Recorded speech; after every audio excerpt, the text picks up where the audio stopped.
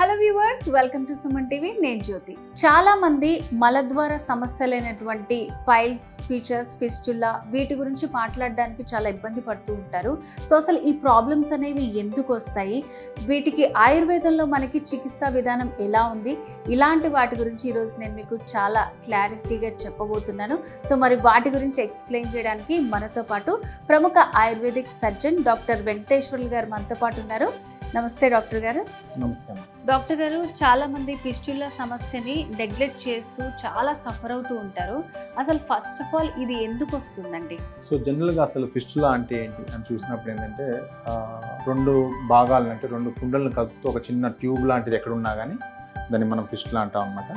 So మలద్వారం దగ్గర మనకి ఒక చిన్న మలద్వారం బయట భాగంలో పిరుదుల పైన ఒక చిన్న హోల్ లాంటిది ఏర్పడి ఆ హోల్ అనేది మలద్వారం లోపల దాకా కనెక్షన్ ఉంటుంది అనమాట. సో మలద్వారం లోపల నుంచి మలద్వారం బయట ఒక చిన్న నాళం లాంటిది ఏర్పడుతుంది కాబట్టి దాన్ని ఫిస్టులా అంటారు. ఎందుకు వస్తుంది అంటే పర్టికులర్గా రీజన్ అంటే ఏం లేదు, చాలా రకాల కారణాలు ఉంటాయి. కొన్నిటికేమో అన్నోన్ కాజ్ అని కూడా చెప్పొచ్చు అనమాట. ఫర్ ఎగ్జాంపుల్ మలద్వారం లోపల గోడలు చూసుకున్నప్పుడు స్పింక్టర్స్ అంటారు, దానిలో యానల్ గ్లాండ్స్ ఉంటాయన్నమాట. ఆ గ్లాండ్ ఇన్ఫెక్ట్ అయినప్పుడు మనకు ఫిస్టులా వస్తుంది. సో ఆ గ్లాండ్ ఎలా ఇన్ఫెక్ట్ అవుతుందంటే మనకి యానల్ గ్లాండ్ నుంచి ఒక ట్యూబ్ ద్వారా మలద్వారం లోపలికి సిక్రేషన్ అనేది వస్తూ ఉంటుంది అనమాట. సో ఎప్పుడైనా సరే ఆ డక్ట్ బ్లాక్ అయినప్పుడు మనకి యానల్ గ్లాండ్లోకి ఇన్ఫెక్షన్ రావడం కానీ లేదన్నా ఏదైనా బ్యాక్టీరియా లాంటిది దాంట్లో వెళ్ళినప్పుడు మనకి యాప్సెస్ అనేది బయటికి ఏర్పడుతుంది. దాన్ని పెరియానల్ యాప్సెస్ అంటారు. అంటే మలద్వారం బయట ఒక గడ్డలాగా ఏర్పడుతుంది అనమాట. అది ఆటోమేటిక్గా పగిలిపోయింది కొందరికి డాక్టర్ దగ్గరికి వెళ్ళినట్లయితే దాన్ని పగలగొట్టి తీస్తారు.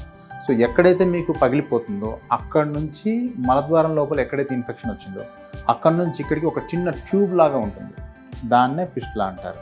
సో ఈ విధంగా పర్టికులర్గా ఒక కారణం అనేది లేకుండా కూడా మనకి ఫిస్టులా అనేది ఏర్పడుతుంది అనమాట.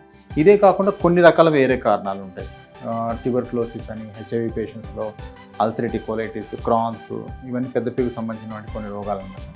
సో వీటిల్లో కూడా మనకి ఈ ఫిస్టులా వచ్చే అవకాశం అనేది చాలా ఎక్కువగా ఉంటుంది.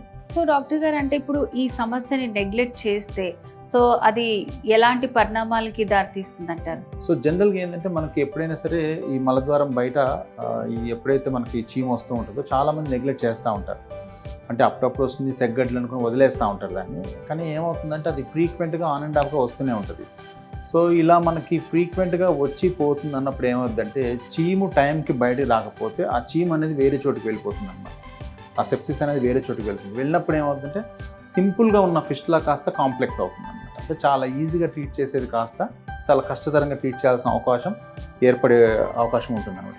సో కాబట్టి ఏంటంటే మనకి ఈ లక్షణాలు చూసినప్పుడు ఫస్ట్ మలద్వారం బయట ఒక చిన్న పింపుల్ లాగా ఏర్పడి అక్కడ నుంచి చీమ వస్తూ ఉంటుంది. అండ్ ఆ చీమ కారుతున్నప్పుడు పేషెంట్కి ఏంటంటే అప్పుడప్పుడు కొంచెం పెయిన్ ఉంటుంది, అప్పుడప్పుడు అక్కడ తడితడిగా అవుతూ ఉంటుంది, అండ్ వాపు ఉంటుంది అనమాట.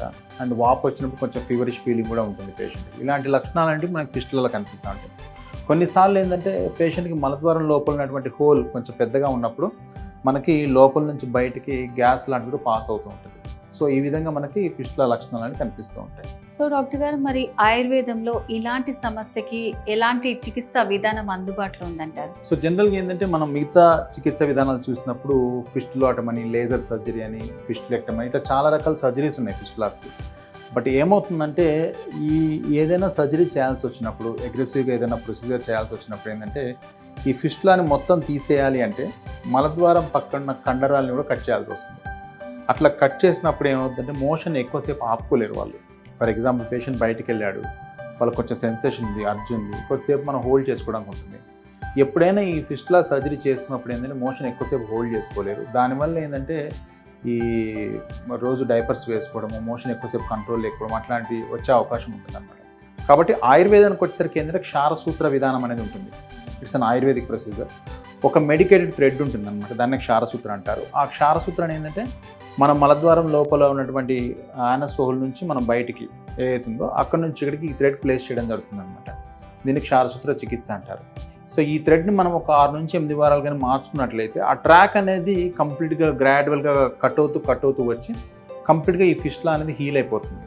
సో దీనివల్ల ఏంటంటే పేషెంట్కి రికరెన్స్ రేట్ అనేది బాగా తక్కువగా ఉంటుంది ఒకటి.